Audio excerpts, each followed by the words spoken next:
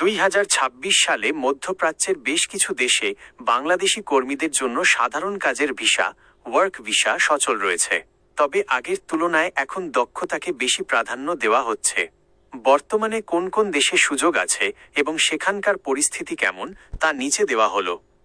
Saudi আরব সবচেয়ে বড় বাজার। বর্তমানে সবচেয়ে বেশি কর্মী যাচ্ছে সৌদি আরবে। দেশটির ভীষণ 2030 প্রজেক্টের কারণে নির্মাণ ও সেবা খাতে প্রচুর শ্রমিকের চাহিদা রয়েছে।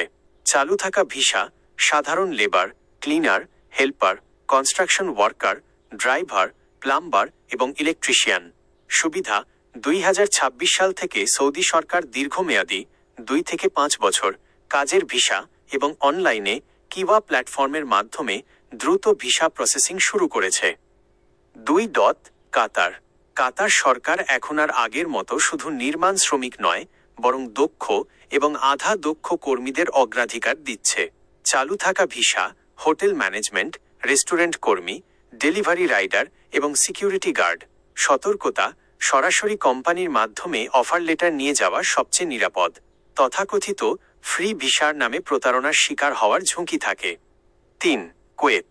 কুয়েতে বর্তমানে নির্দিষ্ট কিছু খাতের জন্য ভিসা চালু রয়েছে। চালু থাকা ভিসা বিশেষ করে সরকারি প্রজেক্ট, তেল ও গ্যাস কোম্পানি এবং ক্লিনিং সেক্টরের জন্য সরাসরি ভিসা ইস্যু করা হচ্ছে। 4. সংযুক্ত আরব আমিরাত, দুবাই ও অন্যান্য। আমিরাতে বর্তমানে সাধারণ লেবার ভিসার ক্ষেত্রে কিছুটা কড়াকড়ি থাকলেও প্রফেশনাল এবং দক্ষ কর্মীদের চাহিদা অনেক। চালু থাকা ভিসা টেকনিশিয়ান, কারখানার শ্রমিক এবং ডেলিভারি সেক্টর। পরিবর্তন, আগে ভিজিট ভিসায় গিয়ে কাজের ভিসায় পরিবর্তনের ভিসা কনভার্সন যে সুযোগ ছিল তা এখন অনেক ক্ষেত্রে কঠোরভাবে নিয়ন্ত্রণ করা হচ্ছে। তাই দেশ থেকে সরাসরি কাজের ভিসা নিয়ে যাওয়াই বুদ্ধিমানের কাজ। 5. ওমান। ওমানে বাংলাদেশি কর্মীদের জন্য সব ধরনের ভিসা দীর্ঘদিন বন্ধ থাকার পর 2026 সালে নির্দিষ্ট কিছু শর্তে তা পুনরায় চালু হয়েছে। চালু থাকা ভিসা বর্তমানে মূলত দক্ষ পেশাজীবী, ইঞ্জিনিয়ার, ডাক্তার, নার্স এবং যাদের স্পেশাল ওয়ার্ক পারমিট আছে তাদের জন্য ভিসা উন্মুক্ত করা হয়েছে।